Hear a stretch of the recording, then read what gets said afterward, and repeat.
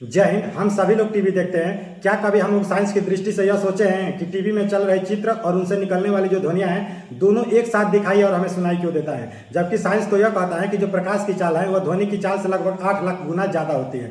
तो इसके हिसाब से तो हमें पहले चित्र दिखाई देना चाहिए, उसके बाद जो है साउंड आनी चाहिए, लेकिन ऐसा नहीं होता है। दोनों हमें एक साथ दिखाई और सुनाई देता है। इसके पीछे साइंस क्या है, आइए हम लोग समझते हैं। जब हम लोग टीवी देखते हैं तो टीवी से और हमारी जो बीच की दूरी होती है लगभग 3 से 4 मीटर की होती है। ऐसा नहीं होता है कि हम लोग 10 से 20 मीटर की दूरी पर बैठकर टीवी देखते हैं। उतना दूरी पर देखेंगे तो आपको चित्र में और ध्वनि में भी, दोनों में भी डिफरेंट आएगा। लेकिन हम अभी आपको क्या बताएं, हम लोग साइंस की दृष्टि से चलेंगे कि हमें चित्र और ध्वनि दोनों एक साथ सुनाई क्यों देता है जब हम लोग टीवी देखते हैं। तो अभी बताए हैं कि हम लोग को जो टीवी है वह हमारे और उसके बीच की दूरी होती है लगभग 3 से 4 मीटर की।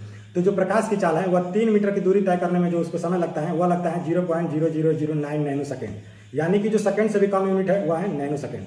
और वहीं ध्वनि की जो चाल है उसको 3 मीटर की दूरी तय करने में जो समय लगता है वह लगता है 0.009 नैनो सेकेंड, यानी कि 1 सेकेंड से भी कम जो है नैनो सेकेंड होता है। वहीं जो नैनो सेकेंड है हम लोग को समझ में नहीं आता है, इतना दूरी तय करने में उसको इतना कम समय लगता है, इसलिए हमें जो है चित्र और ध्वनि दोनों एक साथ सुनाई और दिखाई देता है। बस यही रीजन है कि कम समय में हमें जो है चित्र और ध्वनि दोनों एक साथ दिखाई देता है, क्योंकि जो प्रकाश की चाल है वो भी तीव्र है और ध्वनि की चाल है वो भी तीव्र है। इसको जो है 3 मीटर की दूरी तय करने में ज़्यादा सेकंड का समय नहीं लगता है, इसलिए जो है हमें चित्र और ध्वनि दोनों एक साथ दिखाई और सुनाई देता है। बस यही रीजन है। जय हिंद।